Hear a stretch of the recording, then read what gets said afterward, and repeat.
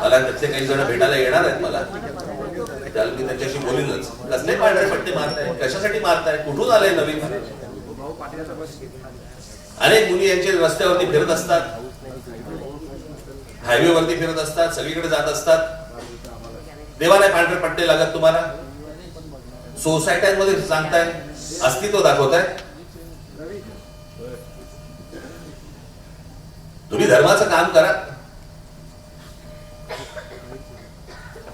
तुम्ही त्या समाजाबद्दल, त्या जैन समाजाबद्दल जे काय धर्माचं काम करत असाल करा, करण्याबद्दल काहीच प्रश्न नाही.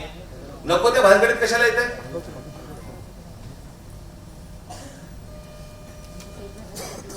मध्यंतरी तो कबुतराचा विषय काढला होता, आता हा पांढरा पट्ट्यांचा विषय.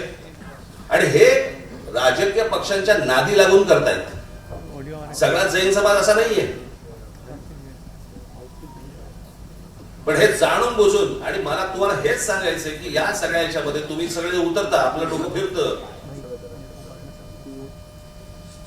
आणि त्याच्यामध्ये तुम्हाला या एका विषयांमध्ये, अशा गोष्टींमध्ये तुम्हाला गुंतवून ठेवायचं ज्याच्यामध्ये भावनिक सगळे विषय काढायचे.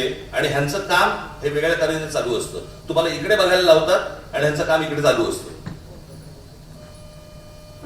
ही गोष्ट तुम्ही लक्षात घेतली पाहिजे, गांभीर्याने लक्षात घेतली पाहिजे.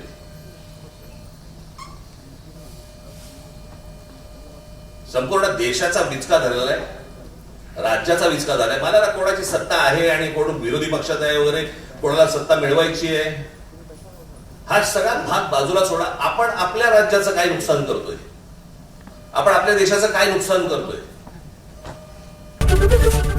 एबीपी माझा, उघडा डोळे बघा नीट.